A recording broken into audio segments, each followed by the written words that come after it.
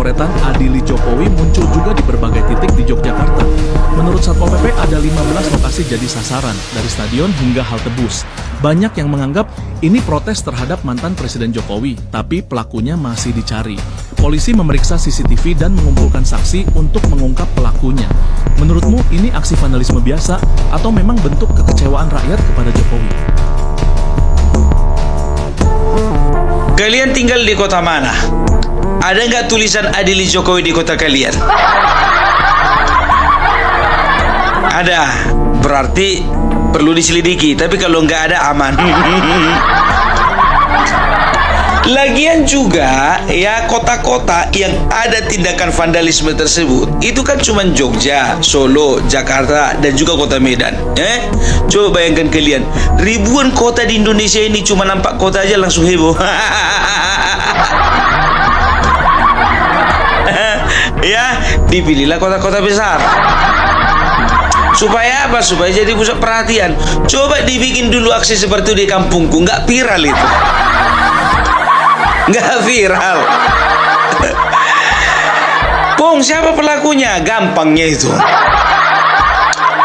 Coba masih ingat kalian tahun lalu, kelompok mana yang selalu ngotot ya untuk mengadili Jokowi?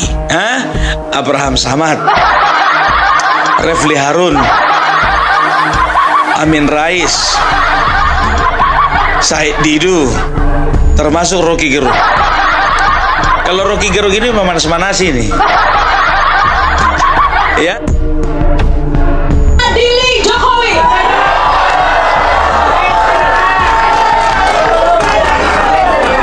Tanggal 17 tokoh-tokoh akan berkumpul merumuskan kasus-kasus yang akan diangkat dan sekaligus akan meresmikan kantor advokasi rakyat untuk Adili Jokowi. Rakyat tidak sendiri, kita bisa bersama-sama. Langsung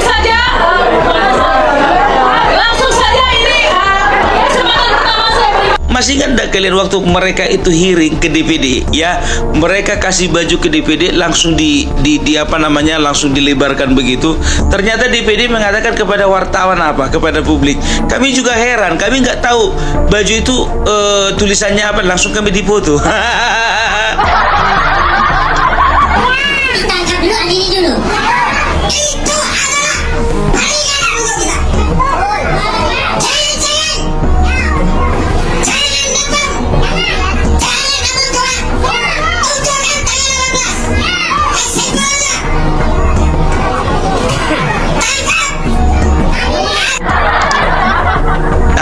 Ya, jadi sebetulnya begini ya, kalau bicara dari kelompok mana ya, kalau bicara dari kelompok mana sudah pasti dari kelompok mereka. Tidak mungkin dari kelompok pendukung Prabowo, tidak mungkin. Ya, kalau dibilang kalau dari pendukung RT 16 ya, cara mainnya nggak begitu. Yakinlah kalian, RT 16 mainnya nggak begitu. Karena apa? Kalau RT 16 yang ribut itu elitnya di atas. Deddy Sitorus, Adian Napitupulu, Ripka Ciptaning, Jarot, ya kan, Hasto. Kalau RT 16 itu yang ribut itu pengurus RT-nya.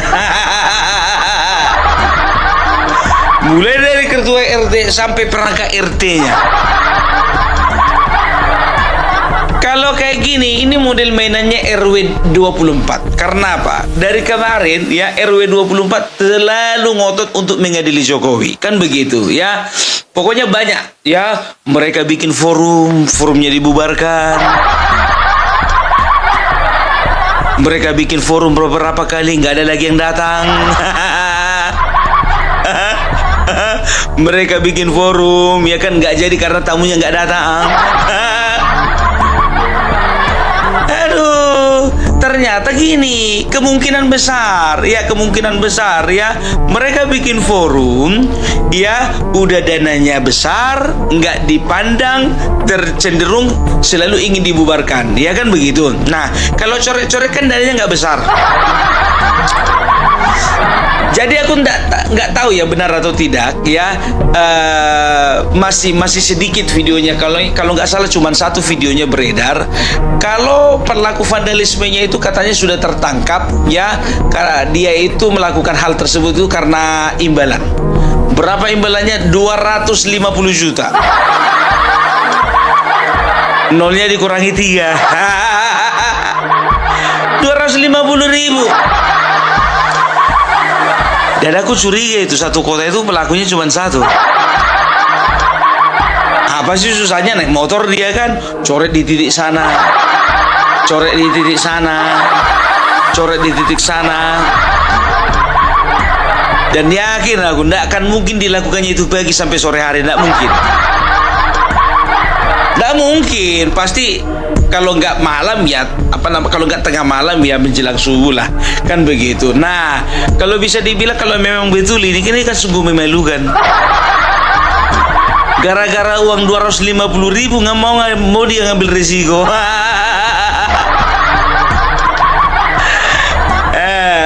Kita lihat ya apa betul berita tersebut ya. Kalau aku rasa sih pasti iya, karena memang betul-betul ini kan sebuah tindakan yang berisiko ya, karena vandalisme itu kan termasuk salah satu tindakan kriminal ya, termasuk salah satu tindakan kriminal, apalagi jika merugikan pihak-pihak yang tersangkut paut dengan aksi vandalisme tersebut. Jadi kalau misalnya coret-coretnya itu misalnya di ruang publik ya, artinya apa? Artinya ini merugikan pemerintah daerah. Kenapa disebut merugikan pemerintah daerah? Karena yang pertama merusak keindahan, yang kedua sudah pasti harus ada dana untuk mengecatnya ulang. Seperti yang terjadi di Solo, Pamong Praja itu malam-malam capek-capek itu mengecat. Dicatnya lah itu malam-malam ya kan. Dicatnya warna putih, aduh. Ini kan merugikan kan. Coba kalau misalnya Bapak Satpol PP itu lembur, berapa lagi gaji dari negara untuk menggaji lemburnya itu?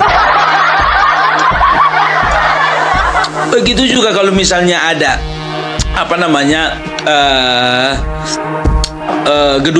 gedung-gedung rumah atau segala macam yang milik pribadi, properti pribadi ya, itu pun juga sangat merugikan. Nah, makanya kalau sempat ketahuan orangnya, selain pidana, maka yang melakukan tersebut itu bisa dituntut secara perdata, minta ganti rugi dong. Kan begitu. Kalau misalnya ada satu rumah, kalau catnya yang satu kaleng itu harga 200.000, ya kan masih murah itu mengecatnya lagi, kan begitu. Tapi kalau misalnya catnya itu harganya itu 2 juta satu kaleng, udah 2 juta warnanya warna langka pula. Itu dia, makanya aku bilang ya. Terus apa lagi ya, terus ya ada satu hal yang memang betul-betul ini merusak ini kalau aku bilang ya. Tahu sendirilah kalian yang dikatakan imam besar itu ya, Rizik Syihab itu, komentar dia. Kalau komentar contohnya di rumah dia komentar, di kantornya di komentar, oke lah ya, dia komentari waktu lagi khutbah, lagi ngasih ceramah. Anda setuju adili Jokowi? Anda setuju Jokowi diadili? Adili Jokowi, tangkap Jokowi, adili Jokowi, tangkap Jokowi. Saya berharap tulisan itu ada di seluruh pelosok Indonesia agar KPK bekerja jebloskan pihak koruptor, saudara. Setuju tidak? Setuju tidak? Angkat tangan semua, takbir, takbir. Setuju. Kalah apa? Jadi inilah hasil dari pertemuan kalian dengan Raffi Ahmad itu. Kayak gini model untuk pembinaan generasi muda. Raffi Ahmad, kau tengok dulu itu. Generasi muda seperti apa yang akan dicetaknya kalau kayak gini model pembimbingnya? Ya mungkin Presiden Prabowo mengutus Raffi Ahmad ke sana tujuannya hanya untuk silaturahmi, bukan mau menunjuk sebagai pembina generasi muda. Tengoklah dulu sekarang, Bapak Prabowo juga jaga jarak sama si Rizik Syihab.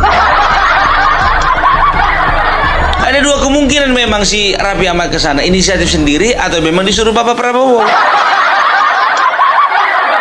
Kalau disuruh Bapak Prabowo, mungkin ada 1-2 hal. Tapi Raffi menambahkannya menjadi 3, 4, 5. Aduh, orang yang penuh dengan kekerasan mau dibikin pembina. Sekalian aja Bahar Smith. Jujur aja lo, aku bilang carilah tokoh-tokoh agama yang memang betul-betul jadi teladan. Sama kayak kalian contohnya kalau ditanya, ya kan Opung Parpela bisa nggak jadi tokoh agama di teladan? Mana bisa?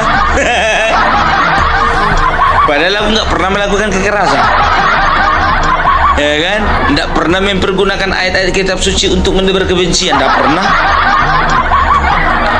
Nggak pernah juga aku itu biar tahu kalian menciptakan lagu Fufafa Fifi Fafa, nggak pernah. Aduh, ya itu dia. Dan tahu enggak kalian, ada lagi ini bapak-bapak ini, makanya aku bilang zaman Jokowi ini demokrasinya kebablasan karena suka-suka orang ngomong. Suka-suka orang ngomong, ya kan, apa dibilangnya, bahwasanya Jokowi itu adalah produk dari neraka yang dikirim ke dunia. Karena itu saya bilang, saya tulis di situ, Bang. Jokowi adalah presiden terburuk yang pernah dikirim neraka ke bumi. Saya bilang begitu. Dan Jokowi itu adalah hukuman bagi bangsa Indonesia. Karena bangsa Indonesia suka menganiaya dirinya sendiri dan suka menipu dirinya sendiri.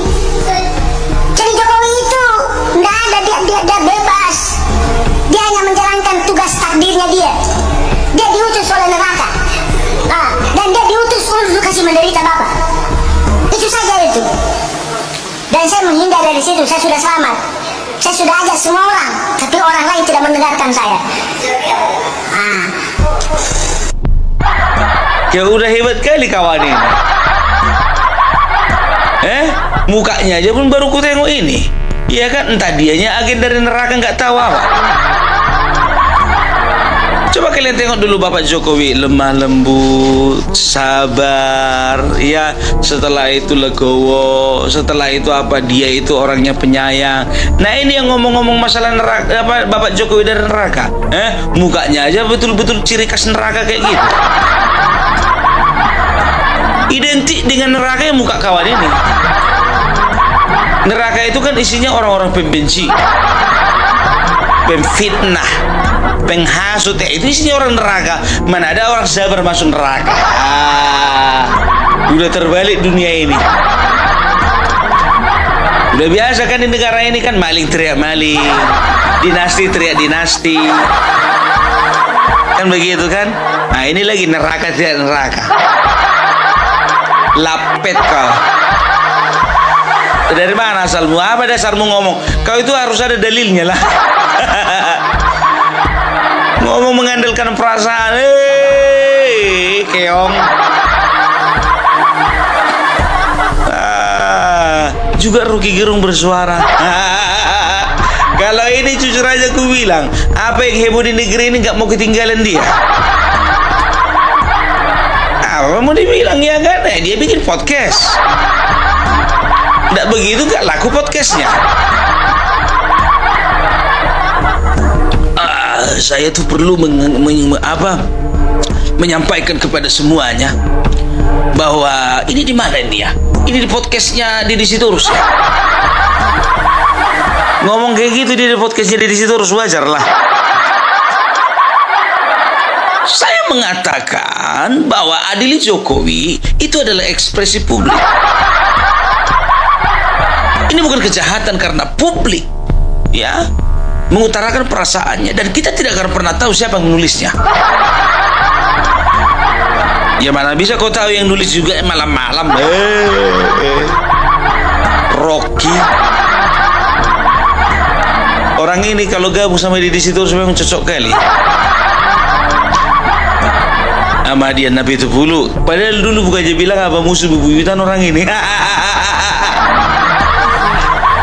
Tapi sekarang sudah terjadi rekonsiliasi. Karena apa? Karena mereka punya musuh yang sama.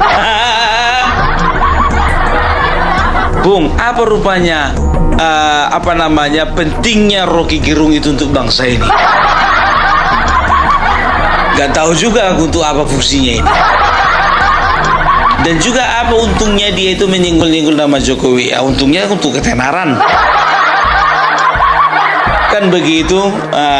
Makanya kemarin waktu dia bilang kata-kata yang kemarin itu untuk Bapak Prabowo singgung apa? Saya pernah dikatakan titik. Kan begitu kan? Nggak berapa lama siapa sih Rocky Gerung bikin klarifikasi. Takutnya dia. Makanya aku bilang zaman sekarang ini pengicutlah orang yang omongnya besar. Dan orang yang omongnya besar rata-rata pengicut. Dia nggak tahu sama siapa berhadapan. Dicoba sama Jokowi, Bapak Jokowi kemarin. Bapak Jokowi mengatakan, saya cuma fokus kerja. Kalau ada yang mengucapkan seperti itu kepada saya, ya nggak apa-apa. Sama seperti aksi vandalisme ini, ya kan? Begitu ditanya wartawan, bagaimana tanggapan Bapak mengenai tulisan-tulisan dari Jokowi? Ya nggak apa-apa. Itu kan ekspresi publik. Aku jujur aja lah Pak, iya kan? Dengan tingkah laku Bapak seperti ini, jujur aja aku bilang kesal kali aku. Kenapa Bapak nggak bisa seperti Bapak Prabowo gitu loh? Agak keras sedikit gitu loh. Iya, tapi biar tahu kalian nggak apa-apa katanya. Tapi yang bekerja itu yang lain, ya anggotanya yang lain. Kan banyak kayak kemarin itu kan, ngomong begini Jokowi. Oh, nggak apa-apa, besok ditangkap. Ya, gini Jokowi, menjelek-jelekan Jokowi kan. Oh, nggak apa-apa, besok ditangkap. Itu dia, ya. Jadi apapun ceritanya, Bapak Jokowi itu adalah presiden Indonesia yang terhebat. Gitu dulu. Kau coba dulu tanya sama si Said Didu, ya, udah pernah nggak dia melakukan hal-hal yang bermanfaat untuk bangsa ini selain nyemplung ke laut? Tanya dulu. Tanya juga sama Abraham Samad, ya, tanya dia, apakah dia melakukan segala sesuatu tindakan yang terkesan benci sekali sama Jokowi, karena bukan gara-gara dia itu gagal menjadi wapres. Tanya dulu, ya. Begitu juga Refli Harun, apakah dia melakukan selama ini koar-koar yang nggak ada mutunya, nggak ada manfaatnya itu? Apa memang karena bersih dari motivasi hati? Apa karena nggak dapat jabatan? Gitu loh, ya. Tanya semuanya itu, ada dasarnya itu biar tahu kalian. Jadi nggak menutup kemungkinan, ya, sebentar lagi ini pelaku vandalisme ini bakalan tertangkap. Gampang sih sebetulnya, lihat aja CCTV kan. Puluhan titik, masa nggak ada CCTV-nya? Siapa apa rupanya pelaku coret-coret itu? Aku takutnya biar tahu kalian dimanfaatkan orang-orang yang melakukan melakukan aksi coret-coret ini, ya. Takutnya begini, yang melakukan aksi dibayar cuma 250.000 ditangkap, otaknya nggak ditangkap. Kan begitu, gampang aja sebetulnya. Nanti mereka bilang, ya, ini adalah ekspresi saya, kan begitu kan? Ya paling dia cuma dikenai pasal-pasal mengenai vandalisme, udah selesai, kan begitu. Pandai orang ini, pandai.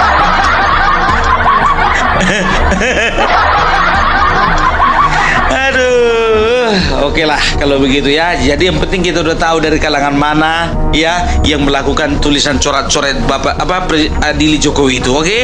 Dan gobloknya lagi bertahu kalian, ada pula yang percaya Kaisang pakai kaos Adili Jokowi.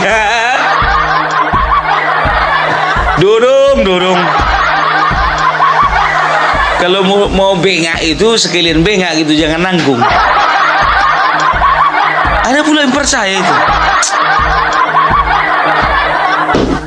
Ya udahlah dulu ya. Aku mau ngantar anak sekolah soalnya. Itu dulu Pompar bilang salam NKRI harga mati.